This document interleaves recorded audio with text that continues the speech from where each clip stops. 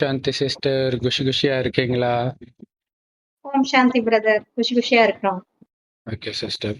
So உலகம் மாறிக்கிட்டு இருக்குது அப்படிங்கிறத நாம சொல்றோம். கடவுள் சொல்றாரு. அதை நாம மற்றவங்களுக்கு சொல்றோம். அது நிறைய பேருக்கு டவுட்டா இருக்கும். அது எப்படி சொர்க்கம், சொர்க்கமாக இந்த பூமி எப்படி மாறும்? மனிதர்கள் எப்படி காமம், கோபம், பற்று, பேராசை, அகங்காரத்தை விடுவாங்க? விலங்குகளே சிங்கமும் பசுவும் ஒண்ணா தண்ணி குடிக்கணும்னாங்களே, இதெல்லாம் நடக்கிற காரியமா அப்படின்னு தோணும். ஸோ அது நடந்துட்டு இருக்குது அப்படிங்கிறத நாம பார்க்குறோம். ஆக்சுவலா நிறைய யூடியூப் வீடியோக்கள்ல அந்த புலி புல்ல சாப்பிடுறத காட்டுனாங்க. பசித்தாலும் புலி புல்ல சாப்பிடாதுன்னு நம்ம பெருமையா சொல்லிட்டு இருக்கிறோம். ஆனா அது சாப்பிடுது. மனிதர்களுமே அந்த பாலஸ்தீன யுத்தத்துல சாப்பாடு கிடைக்காம புல்ல சாப்பிட்டாங்க. இத கடவுள் சொல்லியிருக்காரு. கடைசியில அந்த நிலை வரும்ட்டு. அப்பதான் அப்படியே வெஜிடேரியனா மாற ஆரம்பிச்சிடுவாங்க. ஸோ அது இல்லாம இன்னைக்கு சுவாரஸ்யமா நீங்க ஒரு 2 சம்பவம் சொல்ல போறீங்க இல்லையா? ஸோ அத சொல்லுங்க ஆமா. சிஸ்டர். ஆமா. குஜராத்ல இப்பதான் 2, 3 நாளைக்கு முன்னாடி தான். குஜராத் ஸ்டேட்ல கராச்சி அந்த ஒரு ஒரு வில்லேஜ் தான். ஒரு கிராமத்துல ஒரு விவசாயி இருந்திருக்கிறாரு. அந்த ஆடு, மாடுகள வச்சு பராமரிச்சுக்கிட்டு அதுக்கு உணவு வழங்குறது, அதெல்லாம் மெயினா அத வச்சுதான் அவருக்கு அ வாழ்வாதாரமே. அப்படி இருக்கிற ஒரு விவசாயி ஒரு நாள் இந்த மாரி மாட்டுக்கெல்லாம் தீவனம் வைக்கலாம் அப்படின்ட்டு எடுத்துட்டு போறப்போ அந்த மாட்டு தொழுவத்திலேருந்து ஒரு சிங்கம் வருது. எப்படி இருக்கும்? மாட்டு தொழுவத்திலேருந்து சிங்கம் இவர் மேல பாஞ்சிருக்கு. உடனே ஒண்ணும் பண்ண முடியல. பயந்து அப்படியே ஓடியிருக்காரு. ஆனா ஒரு கட்டத்துல ஓட முடியல. கீழ விழுந்துட்டாரு. சிங்கம் என்ன பண்ணுச்சு, அது அவர் மேல கால் வச்சு, அவர் கால் மேல கால் வச்சு அப்படியே அழுத்திடுச்சு. அவர நகர ம். முடியாத மாரி லாக் பண்ணி வச்சிருச்சு. 2 கால் மேலயும் அது கால வச்சிருச்சு ஸ்ட்ராங்கா. அது அப்படித்தானே இருக்கும். அத அத மீறி நம்மளால நகர்த்த கூட கரெக்ட். முடியாது. அப்படி இருந்திருக்கு அவர் கத்தியிருக்கிறாரு. கிராமத்து மக்கள்லாம் ஓடி வந்து பார்த்திருக்காங்க. ஒண்ணும் பண்ண முடியல. அது கிட்டவும் நெருங்க முடியாது. அப்படி கர்ஜிக்குது. பெண் சிங்கம் அது கர்ஜிக்குது. இவர் அப்படியே 1/2 மணி நேரமா அது நகரவே இல்லையாம். இந்த கால் மேல கால வச்சதுதான். வச்சுட்டே இருக்குதாம். உடனே இவரு என்ன பண்றதுன்னு தெரியல. கொஞ்ச நேரத்துல இவரு என்ன பண்ணியிருக்காரு, அப்படியே மெல்ல தடவி குடுத்திருக்காரு அந்த சிங்கத்த தலையில அப்படியே. மெல்ல மெல்ல தடவி குடுத்து முதல்ல அந்த பயம், பதட்டம்லாம் இவருக்கு இருந்திருக்கு. அதுக்கப்புறம் சரி அப்படின்னு சொல்லிட்டு அந்த எப்படி ஆடு மாடெல்லாம் ஒரு அன்பா தானே வளர்க்குறவங்கலாம் அன்பா தானே வளர்ப்பாங்க. தடவி குடுத்து தானே எல்லாம் பண்ணுவாங்க. அதே மாதிரி சிங்கத்தையும் அப்படி மெல்ல தடவி வருடி குடுத்த உடனே, அது என்ன நினைச்சதோ அமைதியா இருந்தது. அப்படியே கால் எடுத்துட்டு போயிடுச்சு. அத அடிக்கணும்னு நினைச்சிருந்தா முதலே அடிச்சிருந்திருக்கலாம். அடிக்கவும் இல்ல, ஒண்ணும் செய்யல. பேசாம கால வச்சுதான் அமுத்திக்கிட்டு இருந்திருக்கு. அதுக்கப்புறம் விட்டுருச்சு. ஆனா 1/2 ஹவர் அதே ஸ்டேஜ்ல உட்கார்ந்திருக்கு அப்படியே. ஒண்ணும் செய்யல. அப்ப அது இந்த வந்ததே கர்ஜிக்குதே இதுக்காக தான். இந்த அன்புக்காக தான் இருக்குது போல இருக்குது. இத்தனைக்கும் கிராம ம். மக்கள்லாம் கத்தி கூச்சல் போடுறாங்க. என்ன செய்யறது தெரியல இல்லையா? இது ம். எடுக்குறாங்க. ஃபோன்ல சில பேர் அப்ப அவங்க வச்சிருக்கிற ஃபோன்ல ஒரு ஸ்டில் எல்லாம் இருக்கு. ரொம்ப ம். சிம்பிளா தான் இருக்கு. வீடியோ எடுத்திருக்கிறாங்க. அந்த அளவு கிளியரா இல்ல. இருந்தாலும் தெரியுது. அது அப்படியே கால வச்சு அமுத்திட்டு இருக்கிறது தெரியுது. 1/2 மணி நேரமா பேசாம தான் இருந்திருக்கு அது. உங்க ம். கத்துறதுனால இதுவும் கர்ஜிச்சிருக்கே தவிர, ம். அமைதியா தான் இருந்திருக்கு.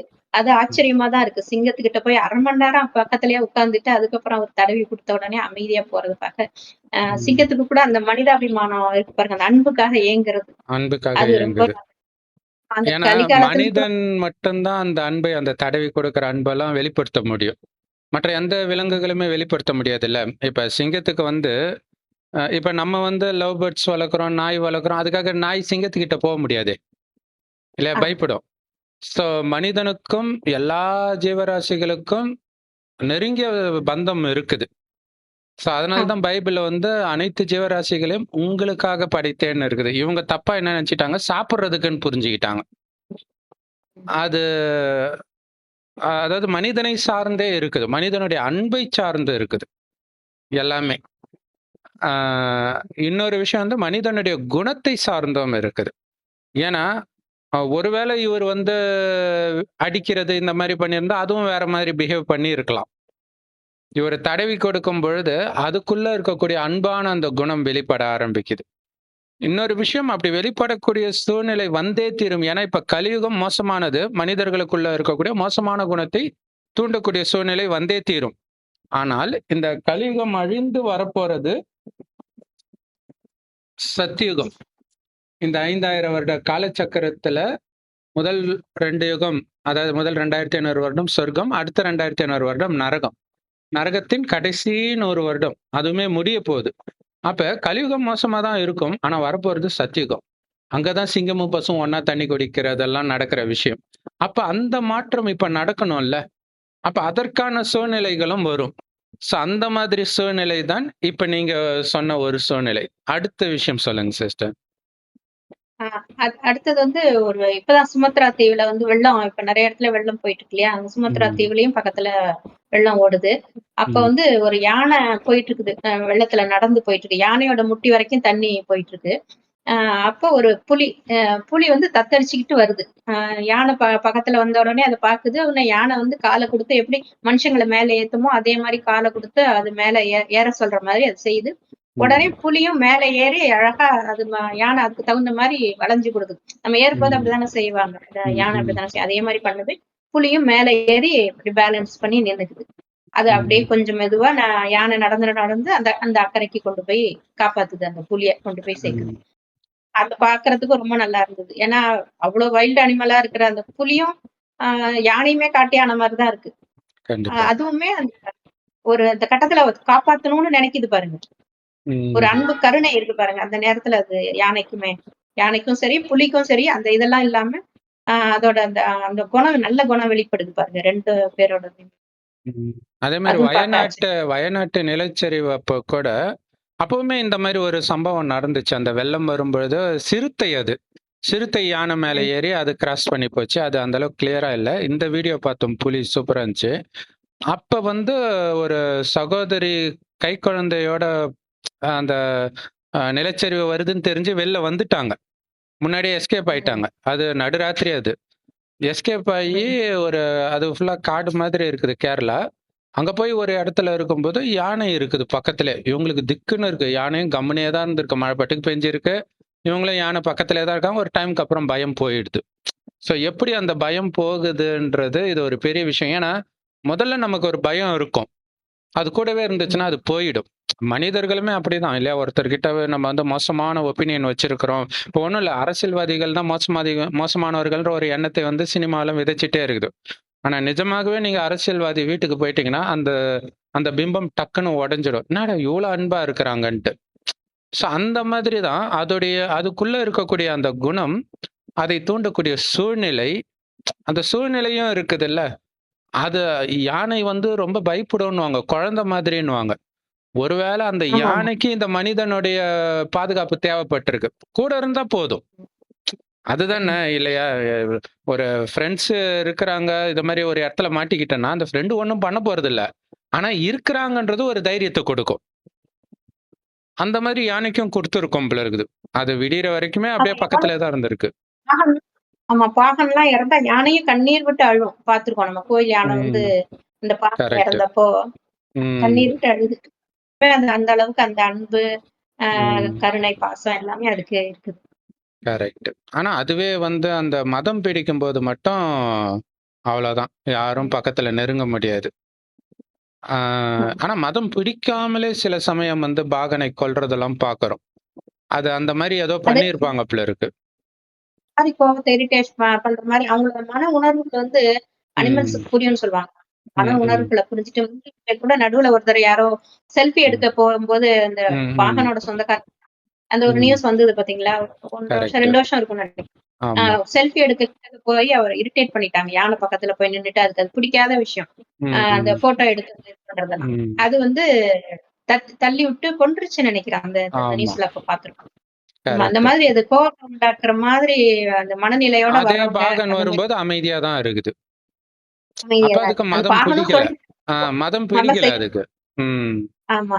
நம்ம அது சொல்லியிருக்கிறாரு. அதெல்லாம் வேண்டாம், அதெல்லாம் ம். செய்யாதன்னு சொல்லி மீறி அவர் ம். செஞ்சிருக்கிறாரு.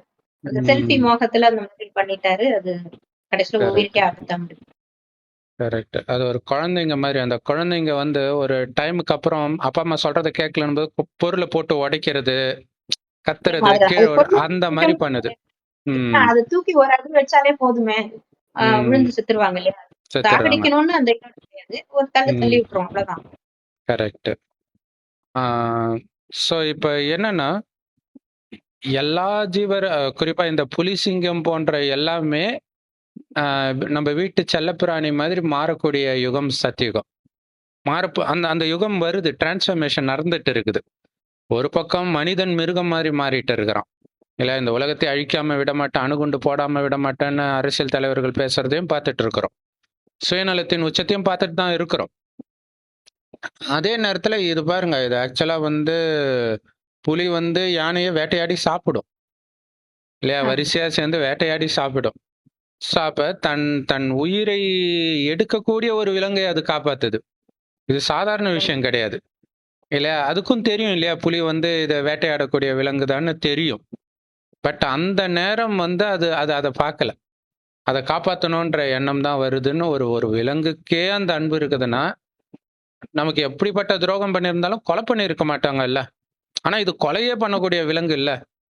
அதையே காப்பாத்துதுன்னும்போது, அந்த யானைய நம்ம முன்மாதிரியா வச்சுக்கணும்.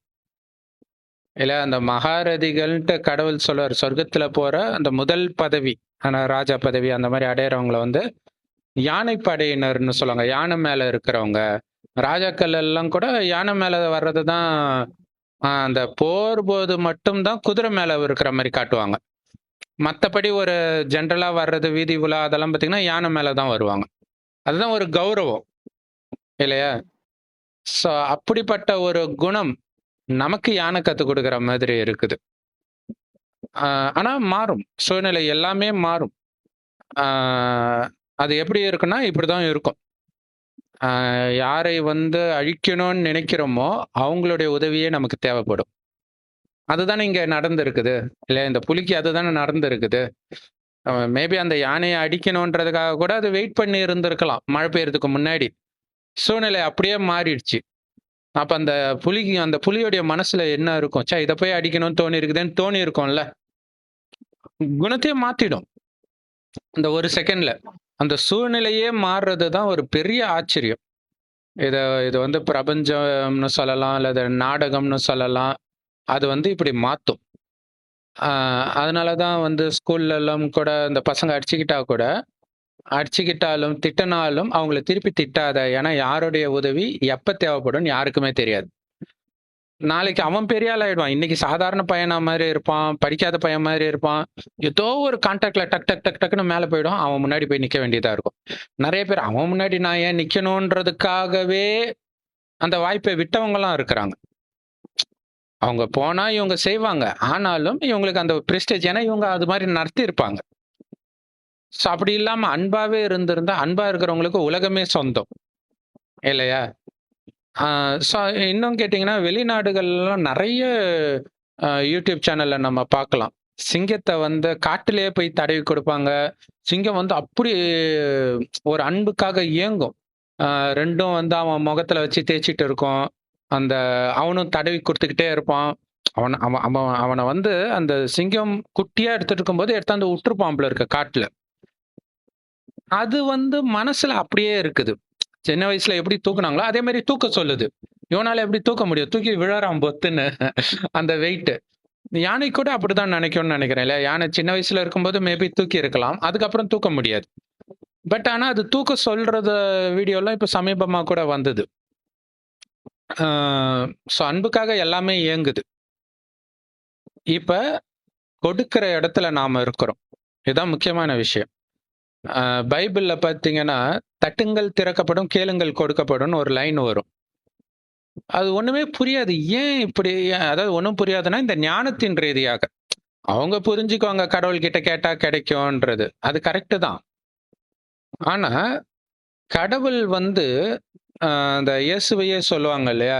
தன் குமாரனை அனுப்பி மனித இனத்தின் பாவத்தை கழுவுறாரு. அதுக்காகவே தன்னுடைய ஒரே குமாரன அனுப்புனாரு.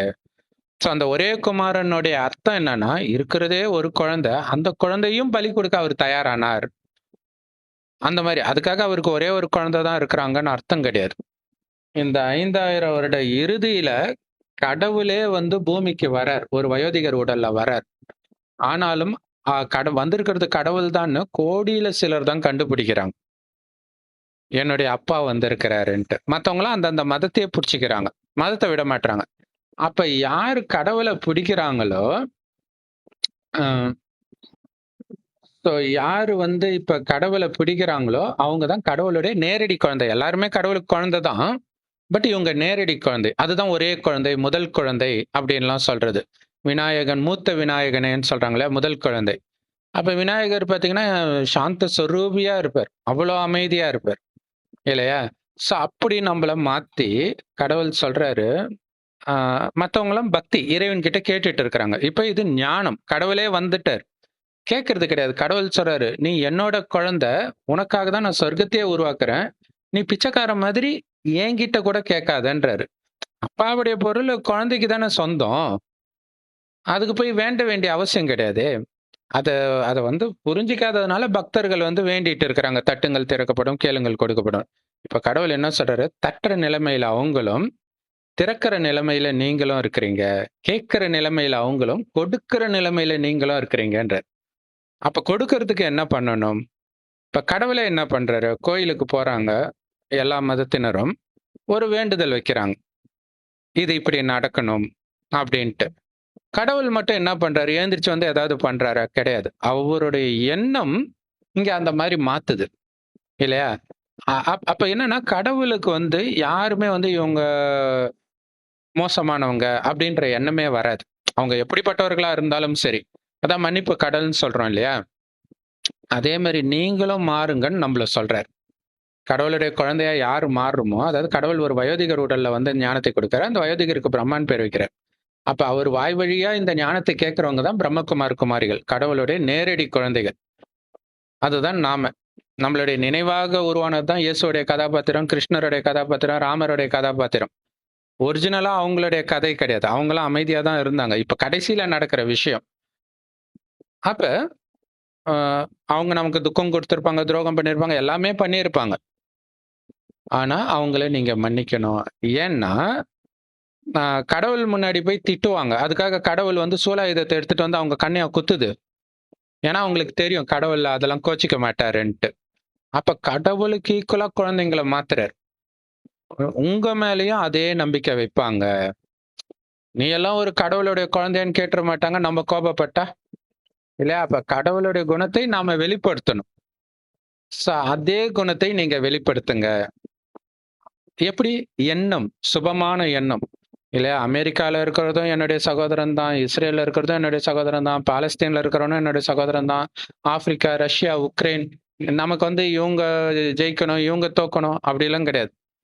எல்லாருமே சகோதரர்கள். இப்ப டைம் முடிஞ்சிருச்சு. எல்லாரும் இப்ப மேல போகணும். இந்த பூமி சொர்க்கம் ஆகப் போகுது. அது தெரியாம தான் அவங்க உலக அழிவுக்கு ஏற்பாடு பண்றாங்க. ஏன்னா உலகம் அழிஞ்சா தான் சொர்க்கமும் வரும். இது எல்லாமே கரெக்ட்டா தான் நடக்குது. அதனால யார் மீதும் குற்றம் கிடையாது. ஆனா அவங்களுக்கு இந்த ஞானத்தை கொடுங்க. கேட்க மறுக்கிறவங்களுக்கு சக்தியை கொடுங்க. அ அந்த கடைசி நேரத்துல அவங்க துக்கம் தவறான வழியில தானே போறாங்க. கண்டிப்பா துக்கம் வரும். அதை வந்து தாங்கிக்க முடியாது அவங்க மனசு. அப்ப நீங்க குடுக்குற சக்தி வந்து அவங்கள அமைதிப்படுத்தும். எப்படி கோயிலுக்கு போனா ஒரு அமைதி வருதுன்றாங்க இல்லையா?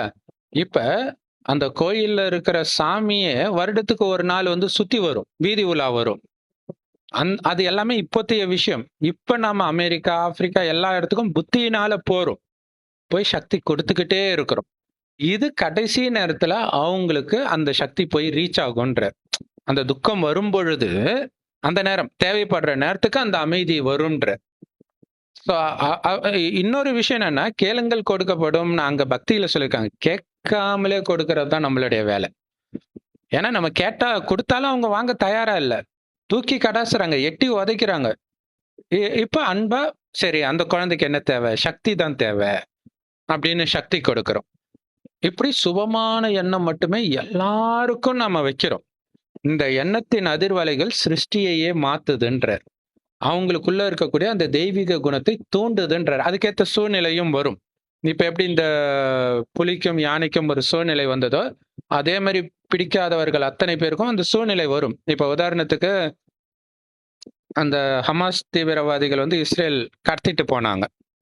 அ சிலர கொன்னுட்டாங்க. பட் நெறைய பேர் வெளியில வந்து எங்கள நல்லா நடத்துனாங்கன்னாங்க. அப்ப இவங்க வந்து பிறந்ததுல இருந்தே ஹமாஸ்னா மோசமானவங்க, தீவிரவாதிகள் இந்த எண்ணத்திலே இருக்கிறவங்க, அவங்க அன்பா நடத்துறாங்கன்னும்போது இவங்களுக்கு எப்படி இருந்திருக்கும்? அது இதே புலி, யானை அதே சிச்சுவேஷன் தானே. அந்த குழந்தையெல்லாம் வேற பார்த்துக்கிட்டாங்களாம். அவ்வளோ அழகா ஆ. பார்த்துக்கிட்டாங்க அப்டின்னாங்க. ஆக்சுவலா வரும்போது கட்டிப்புடிச்சு அழுதாங்க. அந்த தீவிரவாதிய கட்டிப்புடிச்சு அழுதுட்டு பிரிய மனமில்லாம வந்தாங்க. அப்ப உலகமே வந்து நம்ம எத நெனச்சுட்டு இருக்கிறோமோ, அது வேற மாதிரி அங்க இருக்குது. எல்லாரும் மனிதர்கள் தானே. எப்படியா இருந்தாலும் இல்லையா? அவன் ஏதோ ஒரு நம்பிக்கையினால தூண்டப்பட்டு இருந்தாலும் அவன் மனிதன் தான். அவனுக்குள்ளேயும் ஒரு அன்பு இருக்குது. அ தீவிரவாதியே ஒரு இனத்துக்காக பண்றான். அது அந்த இனத்தின் மீது உள்ள அன்புனால தான். ஆனா ஒட்டுமொத்த உலகமும் குடும்பம்ன்றது நம்பளுடைய உண்மை. அதான் உண்மை. அது அவங்களுக்கு தெரியாது. அதை நமக்கு வெளிப்படுத்துறாரு. அப்படி நம்ம வந்து அன்பான எண்ணத்தை உருவாக்க கடவுள் சொல்றாரு, சிங்கம், புலி போன்ற விலங்குகளும் சாத்வீகமாக மாறிடும். இப்ப தமோ பிரதானமா இருக்குது. தமோ பிரதானம்னா கீழான நிலை. சாத்விகன்றது சத்தியுகத்துல இருந்த அந்த மேலான சாந்தமான குணம் வந்துடும்ன்றார். தானாகவே தாவரத்தை தான் சாப்பிடும்ன்றார். அதுக்கு சூழ்நிலையும் உதவி பண்ணும். சாப்பாட்டுக்கு வழி இல்லாம தாவரத்தை சாப்பிட ஆரம்பிக்கும். அது பழக்கமாயிடும். இப்படி மனித சிருஷ்டியை மாத்தக்கூடிய விஷயம் சைலண்டாக நம்ம மூலமாக கடவுள் பண்றார். ஏன்னா கடவுள் எல்லாத்தையும் குழந்தை மூலமா தான் பண்றாரு. அதான் முக்கியமான விஷயம். இப்ப மனித இனத்தின் பாவத்தை அழிக்கிறதுக்கு கடவுள் ஏன் குழந்தைய அனுப்புறாரு? அவரே வந்து ஏதாவது பண்ண வேண்டியது தானே? அப்ப குழந்தையை மகிமைப்படுத்துறது தான் கடவுளுடைய வேலை. இல்ல நம்ம கடவுளுடைய மகிமை பாடுறோம். குழந்தைகளை வந்து அவருக்கு ஈக்குவலா ஆக்கி குழந்தைகளுடைய மகிமையை அவர் வெளிப்படுத்துறார். அதுதான் பிதா மகனை வெளிப்படுத்தினார். மகன் பிதாவை வெளிப்படுத்தினார் அப்படின்னு வர்றது. கடவுள் வந்து சொல்றார், நீ என்னோட குழந்தைன்ட்டு. இப்ப நம்ம புரிஞ்சுக்கிறோம். இப்ப பிதாவை எப்படி வெளிப்படுத்துறோம்? அந்த குணம், அவருடைய குணத்தை அப்படியே நம்ம வெளிப்படுத்துறதன் மூலமாக. சோ இதுக்கு பின்னாடி நிறைய எண்ணங்களும் இருக்கும். நிறைய பிரம்மகுமாரிகள் யோகத்திலிருந்து யோகம்ன்றது முக்கியமா என்னன்னா, நான் அழியக்கூடிய உடம்பு கிடையாது, ஆத்மா. ஆத்மாவின் தந்தை சிவ பரமாத்மா. அதை மறக்கிறதுனால தான் உடம்புன்னு நினைச்சு நிறைய பாவம் செய்றோம். ஆனா சொர்க்கத்துல இருக்கிற வரைக்கும் ஆத்மான்ற உணர்வுல தான் இருப்போம். இப்ப மறுபடியும் அந்த உணர்வை எடுத்துட்டு வர்றதுக்கு தான் ஆத்மான்னு உணர்ந்து சிவபரமாத்மா நினைக்க நினைக்க அந்த சக்தி வரும். உடல் உணர்வுல இருந்து நீங்க வெளியில வருவீங்க. ஏன்னா உடல் உணர்வு தான் நம்மள மிருகமாக்கும். காமத்தினால நிறைய கொலை நடக்குது. கோபம், பற்று, பேராசை, அகங்காரம் இது எல்லாமே மனிதனை மிருகமாக்கக்கூடிய விஷயம். இதை எல்லாத்தையும் வெல்லணும்னா நீங்க உடம்பே கிடையாது. அழிவற்ற ஜோதி, அமைதியான ஜோதி, ஆனந்தமான ஜோதி, நிரந்தரமான ஜோதி. அப்படியே உங்களையும் புரிஞ்சுக்கோங்க, மற்றவர்களையும் நினைங்கன்றார். மெயினா இறைவன் அப்படியே இருக்கிறாரு. அவருடைய குணம் எப்பவுமே மாறுறது கிடையாது. அன்பாவே இருக்கிறார். அப்ப அவருடைய குழந்தையும் அப்படித்தானே இருக்கும். இதனாலதான் இந்து மதத்துல அந்த விளக்கேத்துற பழக்கம், கற்பூரம் கொளுத்துற பழக்கம், இது எல்லாமே ஆத்ம தீபத்தை ஏத்துறது. அத அவங்க ஸ்தூலமா வெளியில பண்றாங்க பக்தியில. ஆனா ஞானத்துல உண்மையிலே ஆத்ம தீபம் எரிஞ்சுக்கிட்டே இருக்கணும். அப்படின்னு அர்த்தம் ஆத்மான்ற உணர்வு இருந்துகிட்டே இருக்கணும். மனிதர்களை பார்த்தாலும் சரி, குழந்தைய பார்த்தாலும் சரி, ஆண், பெண், அமெரிக்காக்காரங்க, ஆப்பிரிக்காக்காரங்க, ஏழை, பணக்காரங்க யாரை பார்த்தாலும் அந்த ஆத்ம ஜோதி மட்டுமே தெரியும். ஏன்னா அந்த ஆத்மா 5000 வருஷம் என்னென்ன நடிப்பு நடிச்சுட்டு இப்படி வந்திருக்குன்னு நமக்கு தெரியாது. இன்னைக்கு ரோட்ல பிச்சைக்காரங்களா இருக்கலாம். ஆனா முந்தைய ஜென்மத்துல அவன் ராஜாவா இருந்திருப்பான். நமக்கு தெரியாது. நம்முடைய குழந்தையாவும் இருந்திருப்பான். நமக்கு தெரியாது. அப்ப ஆத்மான்னு பார்க்கும்போது நமக்குள்ள அந்த வேற்றுமை, வெறுப்பு இதெல்லாம் இருக்காது. கருணை மட்டுமே இருக்கும். ஒவ்வொருத்தருடைய 5000 வருஷம் நடிப்பு ஆத்மால பதிவாயிருக்குது. அதை வந்து சதா ஞாபகப்படுத்திக்கோங்க. இல்லையா? அங்க உக்ரைன்ல கொல்லப்படுற ஒருத்தர் வந்து என்னுடைய குழந்தையா இருந்திருக்கலாம் ஏதோ ஒரு ஜென்மத்துல. இல்லையா? அப்ப எங்க அததான் கடவுள் சொல்றாரு. அந்த குழந்தைங்க துடிக்கிறது என்னால பார்க்க முடியல, அவங்களுக்கு கொடுங்கன்றார். அவங்க கேட்கறாங்க, அமைதி வேணும், அன்பு வேணும் கேட்கறாங்க. ஒரு செகண்ட் விடாம கேட்கறாங்க. உலகம் ஃபுல்லா கேட்டுக்கிட்டே இருக்கிறாங்க. அந்த ஓசை என் காதுல விழுது, உங்க காதுல விழலையான்னு கேட்கிறாரு. அப்ப அவங்க கேட்டுக்கிட்டே இருக்கிறாங்கன்னா, நீங்க கொடுத்துக்கிட்டே இருக்கணும்ல. சூரியன் எப்படி ஒளிய கொடுத்துக்கிட்டே இருக்குதோ, அது மாதிரி அன்பு, அமைதியின் அதிர்வலைகளை பரவ செஞ்சுக்கிட்டே இருக்கணும். அதுக்கு என்ன பண்ணணும்? உடல் உணர்வோ, உடல் சார்ந்த உறவுகளின் அந்த எல்லைக்குட்பட்ட குடும்பம், இதை பற்றிய சிந்தனை, அந்த பிரச்சனைகள் எதுவுமே மைண்ட்ல வரக்கூடாது. நான் கடவுளோட குழந்தை. கடவுள் நான். அவர் மடியில உட்கார்ந்துட்டு இருக்கிறேன், பிள்ளையார் முருகன் மாதிரி. அப்ப அவருடைய வேலை என்னவோ அதே வேலையை நானும் பண்ணிட்டு இருக்கிறேன். சக்தி கொடுத்துக்கிட்டே இருக்கிறேன். அப்படி கடவுள் நம்மள தயார்படுத்தி சத்தியுகத்தை உருவாக்கிட்டு இருக்கிறாரு. இன்னும் நிறைய விஷயங்கள், மெய்சில் இருக்கக்கூடிய விஷயங்கள் எல்லாம் நீங்க பார்த்துக்கிட்டே இருப்பீங்க இல்லையா? அணில் வந்து தாகமா இருக்குது, மனிதன் கிட்ட வந்து கேட்டதை நம்ம பார்த்தோம். ரோட்ல தாகத்துல வருது, ஒருத்தர் வாட்டர் பாட்டில், வெளிநாட்டுல வாட்டர் பாட்டில் போயிட்டு இருக்காரு, அப்படியே வருது, வந்து அந்த வாட்டர் பாட்டில பிடிக்குது, உடனே அவர் எடுத்து ஊத்துறாரு. அது வேற விலங்கு கிட்ட போய் கேட்குமா? மனுஷங்கிட்ட மட்டும்தானே வருது. அப்ப அதுக்குள்ள தெரியுது, இல்லையா? நமக்கும் இவங்களுக்கும் ஏதோ ஒண்ணு இருக்குது. மனிதன சுத்தி சுத்தி தானே இப்ப இந்த குருவி கூடலாம் பார்த்தீங்கன்னா, வீட்டுக்குள்ள வந்து கட்டும். இல்லையா? புலி இருக்கிற இடத்துல போய் கட்டுமா? இப்ப இத்தனைக்கும் மனிதன் வந்து கண்டத தின்ன ஆரம்பிச்சுட்டான். இருந்தாலும் மனிதன் மேல அது நம்பிக்கை வைக்குது பாருங்களேன். இது எவ்வளவு ஆச்சரியம். மைனா, குருவி, விதவிதமான குருவிலாம் இப்பவும் வந்து கட்டுது.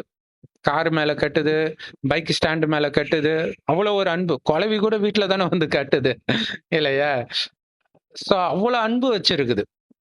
அப்ப அதுக்கு பிரதிபலன் நம்ம குடுக்கணும்ல. இப்பதான் அதுக்கான டைம். இந்த கடைசின்னு ஒரு வருடம். அதுக்கு நம்மள பக்குவப்படுத்துறாரு இறைவன். தினம், தினம். அவர் குடுக்கிற ஞானம் தான் முரளின்னு சொல்றோம். எல்லா பிரம்மகுமாரிகள் ராஜயோக தியான நிலையத்திலும் முற்றிலும் இலவசமா கிடைக்குது.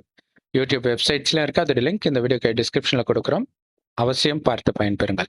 ஞானத்துடைய சாரம் இதுதான். நாங்க சொன்ன எதுவுமே புரியலனாலும் ஆத்மான்னு உணர்ந்து இறைவன் செம்பு நிறமான ஒளி உலகத்துல நட்சத்திரம் மாதிரி இருக்கார் அப்படின்னு நினைச்சுக்கிட்டே இருக்கணும். இதுதான் சாரம். சொல்லுங்க சிஸ்டர். இல்ல அந்த பெருமாள் கையில இருக்கிற அந்த சங்கு சக்கரம் சொல்றாங்க இல்லையா? அந்த சத்தியுகம், திரேதாயுகம், துவாபரயுகம், கலியுகம் அந்த 4 யுகமும் மாறி மாறி திரும்ப திரும்ப நடந்துகிட்டே தான் இருக்கும். சுத்திக்கிட்டே இருக்கு. பாதி கரெக்ட். அந்த 2 யுகம் 2 யுகம் நரகமாகுது. இப்ப கலியுக கடைசி இறுதியில வந்துட்டோம். திருப்பியும் சத்தியுகம் பிறக்கணும். அதோட வந்தே தீரும். ஞாபகார்த்தமா தான் கால சக்கரத்தை தான் அவர் கையில சுத்திட்டு இருக்காரு. மத்தபடி அது கழுத்தை வெட்டுற சக்கரம் கிடையாது. விஷ்ணு கையில இருக்கிற மாதிரி சக்கரம். சங்கும் அந்த ஞான சங்கு இந்த மாதிரி இந்த ஞானத்தை கொடுக்கறதுக்காக தான் அந்த சிம்பாலிக்கா அந்த சங்கை காட்டியிருக்காங்க. அந்த மாதிரி அந்த போர் நடக்கும்போது சங்கு ஊதுவாங்க பாத்தீங்களா? அந்த மாதிரி இப்ப வந்து இந்த முடியிற நேரமாவது அந்த கடவுள் சொல்லிட்டே இருக்காரு இந்த ஞானத்தை எல்லாருக்கும் போய். ஆமா. அப்புறம் சத்தியம்ங்கிறது எப்படி இருக்குன்னு நிறைய இடத்துல சொல்லியிருக்காரு முரளியில பகவத்கீதை சாப்டர். அவர் பகவானோட வாக்குல எவ்வளவோ சொல்லியிருக்காரு. சத்தியம் வந்து தங்க செங்கற்களான மாட மாளிகை இருக்கும். இப்ப இருக்க விநாசத்தின் போது அவ்வளவு தங்கமும் வந்து இந்தியால வந்து சேர்ந்துரும், பாரத நாட்டுல வந்து சேர்ந்துரும். அதை வச்சே மாளிகையே கட்டுவாங்க, அந்த பேலஸ் கட்டுவாங்க, அரண்மனை அப்படின்னு சொல்லியிருக்கிறாரு. அதோட மாடல் தான் அவர் சொல்ல வரைஞ்சதுதான் இந்த மாதிரி மாடல்ல வந்து சத்தியகத்தை காமிச்சிருக்கிறது. இது பழைய காலத்து படம் தான். இப்ப அனிமேஷன்ல யாரும் பண்றாங்க, அது எப்படி இருக்கும் அப்படிங்கிற ஒரு பண்ணிட்டு இருக்கிறாங்க. அந்த சத்தியகம் அதுலதான் நீங்க சொன்னீங்க சிங்கமும் பசுவும் ஒன்னா தண்ணி குடிக்கும். அந்த மாதிரி அருமையான ஓடைகள் ஓடுற அந்த அருமையான ஆறு ஓடுற இடமா இருக்கும். மக்கள் வந்து அன்பு, அமைதி, ஆனந்தம் இதுதான் அவங்களோட உண்மையான குணம். அந்த ஆத்ம உணர்வுல இருப்பாங்க அப்படின்னு பாபா நிறைய அப்பா நிறைய சொல்லிட்டார். அதாவது பரமசிவன் அப்படிங்கிறது நம்ம அப்பா சிவபெருமான். ஆத்மா பரமானா எப்பயுமே எல்லைக்கு அப்பாற்பட்டதுதான் பரம அப்படின்னு சொல்றது. எல்லைக்கு அப்பாற்பட்டவரா இருக்காரு. வந்து பிறப்பு சக்கரத்துல வரல. இன்னைக்குமே அவர் வந்து ஜோதி ரூபமாதான் இருக்காரு. குழந்தையா பிறந்து வரல. ஆனா மத்தவங்க எல்லாருமே பிறப்பு சக்கரத்துல வந்தவங்க தான். இந்த பெருமாள், லட்சுமி, முருகன், பிள்ளையார் யாரா இருந்தாலும் இந்து தெய்வங்கள் அத்தனை பேரும் உடல் இருக்கிறவங்க அத்தனை பேருமே பிறப்பு சக்கரத்துல வந்தவங்கதான். சிவபெருமான் மட்டும் வரவே இல்லை. அதனாலதான் அவர் ஒரு மீடியம் எடுத்து இந்த பகவானோட மகா வாக்கியத்தை வந்து சொல்லியிருக்கிறாரு. அவர் சொல்லியே 90 வருஷம் ஆயிடுச்சு. கடைசி 100 வருஷத்துல வந்து உலகம் வந்து அதர்மம் அதிகமாகும் போது புது உலக படைப்பேன், புது மாத்தி சிருஷ்டியை உருவாக்கேன்னு சொன்னது இப்பதான் நடந்துகிட்டு இருக்குது. அதுதான் நம்ம அதை உணர்ந்து நம்ம ஆத்மான்னு புரிஞ்சுக்கிட்டு யாரோடையுமே வன்மம், பகைமை, இந்த காமம், கோபம், பற்று, பேராசை, அகங்காரம் இதெல்லாம் குறைச்சிக்கிட்டு அந்த அன்பு, அமைதி தான் உண்மையான குணம். ஆத்மாவோட உண்மையான குணம் அதுதான். சத்தியத்துல அப்படிதான் வாழ்ந்தாங்க. அந்த குணத்தோட தான் வாழ்ந்தாங்க. அந்த மாதிரி இப்ப திருப்பியும் நீங்க கொண்டு வந்துட்டீங்கன்னா புது உலகம் படைக்கும் போது நீங்க அதுல வந்து வாழலாம், சொர்க்க உலகத்துல வந்து வாழலாம் அப்படிங்கிறது சொல்லியிருக்கிறார் கடவுள். சொல்லுங்க பிரதர். சோ அதுதான் இப்ப வந்து அதாவது ஒரு ரவுடி இருக்கிறாங்க அப்படின்னா சின்ன வயசுல அந்த ரவுடி கூட படிச்சவன் வந்து இவனா அப்படி ஆனா அப்படின்னு நினைப்பாங்க. சின்ன வயசுல அவ்வளோ அன்பா சாஃப்டா இருந்த பையன் எப்படி இப்படி ஆனான்ட்டு. அப்படிதான் இன்னைக்கு கலியுகம் இருக்கு. எல்லாருமே ரிவர்ஸ்ல மாறுறத பாக்குறோம். ஆனா நெகட்டிவா இருக்கிறவங்களும் பாசிட்டிவா மாறுற காலம் இப்ப வந்துட்டு இருக்குது. அந்த நம்பிக்கையை விட்டுறாதீங்கன்றார். கண்டிப்பா நல்லவர்களாக மாறியே தீரணும். இந்த சூழ்நிலை மாத்தியே தீரும் அவங்கள. ஆனா அந்த மாறுவதற்கு சூழ்நிலை மட்டுமில்ல, உங்களுடைய எண்ணமும் உதவி செய்யும். அதனால அவங்கள பார்க்கும்போது நல்லவர்களாகவே பாருங்க. அவன் எவ்வளவு மோசமா இருக்கட்டும், ஒரு நல்ல குணம் இருக்கும்ல, அதை மட்டும் பாருங்க. இல்லையா? உலகத்தையே அழிக்கிறதுக்கு அணுகுண்டு போடுறவன் கூட அவன் நாட்டை காப்பாற்றணுன்றதுக்காக தானே போறான். அவன் நாட்டு மேல அவனுக்கு அன்பு இருக்குல்ல, அதை பாருங்க. இல்லையா? ஒரு நாட்டு மேலே அன்பு வைக்கிறது சாதாரண விஷயம் இல்லைல்ல. ம். அந்த நியூக்ளியர் கண்டுபிடிச்சவரும் ம். ஃபாரினர் தான். ஆனா ம். அவர் பகவத்கீதைய படிக்கிறதுக்கு சான்ஸ் கிடைச்சுதாம். பகவத்கீதைய ம். படிச்சாராம். படிச்சுட்டு ம். அவருக்கு உண்மை எல்லாம் புரிஞ்சிருச்சு. ம். இருந்தாலும் நம்ம பாவம் செஞ்சுட்டோமோ அப்படின்னு மனசுக்குள்ள ஒரு பரிதவிப்பு அவருக்கு இருந்துட்டே இருக்காது. கடைசி வரைக்கும் இருந்திருக்கு. கண்டிப்பா. அப்புறம் சரி நம்மளும் ஒரு கருவி அப்படின்னு உணர்ந்துட்டாராம். அதாவது ம். நம்மளால நடக்கிறது இல்ல. ம். செய்பவர் எல்லாம் கடவுள் தான் அப்படின்ற மாதிரிலாம் அந்த வாசகம்லாம் வரும் இல்லையா? எது கண்டிப்பா. நடந்ததோ நடந்தது கண்டிப்பா. பகவத்கீதை வாக்கியம். அதெல்லாம் பார்த்துட்டு கொஞ்சம் மனசுல ஆறுதல் கிடைச்சது அப்படின்னு அவர் சொல்லியிருக்கிறாரு. கண்டிப்பா. இது வந்து நமக்கு மத்தவங்க மேல வெறுப்பு வராது. ஏன்னா ஆ, நடக்கிறது எல்லாமே ஏற்கனவே நிச்சயிக்கப்பட்டது. இந்த 5000 வருஷத்துல என்ன நடக்குதோ, அது திரும்ப திரும்ப நடக்கும்ன்றாரு. இத ஒரு கல்பன்றோம். திரும்ப திரும்ப அப்படின்னா என்ன அர்த்தம்? 5000 வருஷம் முன்னாடி இதே வீடியோ பார்த்திருந்தா தான் இப்பவும் பார்ப்பீங்க. அந்த அளவுக்கு துல்லியமாக நடக்குது. அப்ப ஒவ்வொருத்தருடைய ஆத்மாவிலும் இந்த நேரம் இதுதான்னு பதிவாகி இருக்குது. அத அவங்க நடிக்கிறாங்க. அதிலிருந்து அவங்க மாத்த முடியாது. அப்ப அவங்க மேல கருணை தான் வரும். அது அவங்களுடைய பார்ட்டு. டிராமான்னு கடவுள் சொல்லுவார். நாடகம். ஏன்னா ஏற்கனவே பதிவாயிருக்கு. ஒரு சினிமா மாதிரி. எடுத்த படத்த எத்தன தடவ பார்த்தாலும் அதே தான் இருக்க போது. அதனால அவங்களுடைய பார்ட் இதுதான். ஒரே வித்தியாசம் அவங்க நடிக்கிறாங்கன்னு தெரியாம நடிக்கிறாங்க. ஆனா நமக்கு தெரியும். தெரிஞ்சதுனால நாம அவங்க மேல கோபப்படுறது கிடையாது. அதே நேரத்துல விலகி இருப்போம். அது ஒண்ணு இருக்குது. இல்லையா? அதுக்காக போய் பாம்பு புத்துல கை விட முடியாது. இல்லையா? ஆனா அவங்க மாறிடுவாங்கன்ற அந்த எண்ணம் விலகி இருந்து நம்ம குடுக்க வேண்டியது தான். அவ்வளவுதான். அவங்க எப்ப மாறுவாங்கன்றது நம்மளுடைய எண்ணம் கண்டிப்பா ஒரு நாள் வேலை செய்யும். ஆனா அந்த அந்த நம்பிக்கைய வந்து இழக்கவே இழக்காதீங்க. ஒரு நாள் கண்டிப்பா மாறுவாங்க. அப்படின்னு சொல்லி தான் அது அந்த நம்பிக்கை தான் உலகத்தையே சொர்க்கமா மாத்துது. அ இந்த இல்லையா? கடவுள் வந்து ஒட்டுமொத்த உலகத்தையும் மாத்துறதுக்கு நம்பிக்கை வைக்கிறார். நல்ல விதமாக மாத்துறதுக்கு. ஆனா மனிதர்கள் என்ன பண்ணாங்க? முதல்ல கடவுள் இல்லன்னாங்க. அதுக்கப்புறம் என்ன இவன்லாம் அநியாயம் பண்றான். இவனெல்லாம் விடக்கூடாது. இப்படி மனிதன் மீது வெறுப்பை தான் விதைச்சாங்க. ஆனா கடவுள் வந்து வெறுப்பை நீக்கி அங்க அன்பை மட்டுமே விதைக்கிறார். அதனால தான் அன்பே சிவம், காட் இஸ் லவ் அப்படின்னு சொல்றோம். Om Shanti. Thank you sister. Thanks for வாட்சிங். Thank you. ம். ஆத்மாங்கிறது உயிர் தான். அந்த உயிர்ங்கிறது அந்த புருவ மத்தியில உள்ளுக்குள்ள இருக்கு. பிரெயின்ல பிட்யூட்டரி கிளாண்ட்ல உள் பக்கமா இருக்கு. அதோட நினைவார்த்தம் தான் நம்ம புருவத்துக்கு மத்தியில இந்த பொட்டு வைக்கிற பழக்கமே ஹிந்துஸ் அந்த அதனால தான் வந்தது. அதோட ஞாபகமார்த்தமா தான் நம்ம பொட்டு வச்சுட்டு இருக்கோம். அது வந்து நம்ம இப்ப வீட்லயும் சரி, வெளியிலயும் சரி, சொல் பேச்சு கேட்காதவங்கலாம் இருப்பாங்க இல்லையா? குழந்தைங்களும் சரி, பெரியவங்களும் சரி, ஹஸ்பண்ட் அண்ட் ஒய்ஃப் யாரா இருந்தாலுமே ஒரு சண்டை, விரோத மனப்பான்மை இருக்கு, சொன்னது கேட்கறது இல்ல, வேணும்னு அடம் அந்த மாரிலாம் இருந்ததுன்னா, நீங்க வந்து அவங்களுக்கு சொல்லி சொல்லி சொன்னா கேட்கவே மாட்டாங்க. நீங்க வந்து அந்த ஆத்மாவ பார்த்து பேசணும். நீங்க அந்த ஆத்மாவ பார்த்து மனசுக்குள்ள பேசினா கூட போதும். நீங்க வந்து ரொம்ப நல்லவங்க. நீங்க ரொம்ப அமைதியா இருக்கணும். நல்லா அமைதியா இருக்கணும். வீட்ல அமைதி தான் நமக்கு வேணும். அதுதான் ரொம்ப முக்கியம். அந்த மாதிரி அந்த ஆத்மாவ பார்த்து பேசும்போது, அவங்க திரும்பி உட்கார்ந்திருந்தாலும் பரவால்ல. இந்த உள்ளுக்குள்ள தானே இருக்கு. இந்த பிடரி பக்கம் அந்த சைடு கூட நீங்க பார்த்து பேசலாம். உள்ளுக்குள்ள ஆத்மான்னு புரிஞ்சுகிட்டு நீங்க பேசுனீங்கன்னா, அவங்க மனசு அப்படியே அமைதியாகும். அது வந்து டெய்லி ஒரு டைம் ஒரே டைம்ல செஞ்சுட்டே வந்தீங்கன்னு வச்சுக்கங்களேன், ஒரு கட்டத்துல அவங்க அப்படியே அமைதியாயிடுவாங்க. இந்த சண்டை போடுற குணம் அதெல்லாமே குறைஞ்சிரும். இது வந்து ஒரு அனிமல்ஸ்க்கும் அது பொருந்தும். ஒரு நாய் தொரத்திட்டு வருதுன்னா, ஓடக்கூடாது அப்படின்னு சொல்லுவாங்கல்ல. நம்ம அந்த பயம் ம். பதட்டத்துல ஓடுவோம் இல்லைங்களா? கரெக்ட். அது கூட ம். ஓடாம நம்ம அமைதியா இருந்து, நம்ம அந்த அமைதி அந்த வைப்ரேஷன் வந்து நம்ம அமைதியா இருக்கும்போது நம்மள்ட்ட இருந்து அந்த அமைதி வைப்ரேஷன் போகும். கோவமா ம். இருக்கும்போது அந்த சிச்சுவேஷனே மாறும். நீங்க அத பார்த்திருக்கலாம். யாராவது சிடுசிடுன்னு அந்த ரூம்குள்ள வந்தாங்கன்னா, அப்படியே அந்த ஒரு வைப்ரேஷன் தெரியும். நமக்கு அந்த மூடு மாறிடும். சந்தோஷமா சிரிச்சு பேசிட்டு இருக்கவங்க அப்படியே சீரியஸ் ஆயிடுவாங்க. அந்த வைப்ரேஷன் தான் உலகத்த இப்ப இந்த அளவுக்கு கீழ்த்தரமா ஆக்கியிருக்கு. மத்தவங்களோட அந்த மோசமான வைப்ரேஷனால தான் இயற்கையும் கொந்தளிச்சுக்கிட்டு இருக்குது. இப்போ எவ்வளவு இயற்கை சீரழிவு பார்க்கிறோம். ம். இயற்கைய வந்து மனுஷங்களோட வைப்ரேஷன் தான் தாக்கி அது இந்த மாரி ஆயிட்டு இருக்கு. சத்தியுகத்துல வந்து சொர்க்கமா இருக்கும்போது இயற்கையே நமக்கு அடிபணிஞ்சு நடக்கும். மழை பெய்யுனா பெய்யும், நில்லுனா நிக்கும். அந்த அளவுக்கு இயற்கையே மாறிடும். நம்மளோட வைப்ரேஷன் அதையும் மாத்தும். அது இந்த மாரி நெறைய விஷயங்கள் அந்த இதுல வரும். பகவானோட இந்த மகா வாக்கியங்கள் வரும். சுத்தி எல்லார் மீதும் நாம் இன்னொன்னு ஆத்மான்னு பார்க்கும்போது நம்மளுடைய எண்ணங்கள் வேற மாரி இருக்கும். உடம்புன்னு பார்க்கும்போது வேற மாதிரி இருக்கும். என்ன இப்படி இருக்கிறான் அப்படின்னு என் உடம்ப பார்க்கும்போது தோணும். ஆத்மான்னு தோணா அதோடைய நடிப்பு. ஆனா ஒரு காலத்துல உயர்ந்த நடிப்பு நடிச்ச ஆத்மா தான். இப்ப கீழான நிலை அடைஞ்சிருக்கு. இது மேலான நிலை அடையிற காலம் வந்துடுச்சு. ஸோ அத அடையணும். அப்படின்ட்டு அந்த எண்ணெய் ஊத்துவாங்க இல்லையா விளக்குக்கு, எண்ணெய் ஊத்தி தூண்டி விடுவாங்க பாருங்க. அத தான் நம்ம பண்றோம். அந்த தெய்வீக குணத்த தூண்டி விடுறோம். அந்த எண்ணத்தின் மூலமாக. ஆ ஸோ இதை நாம பண்ணிக்கிட்டே இருக்கணும். ஓகே. வேற ஓம் ஒண்ணும் இல்ல. Shanti. Thank you. Thanks for வாட்சிங். Thank you sister. Om Shanti.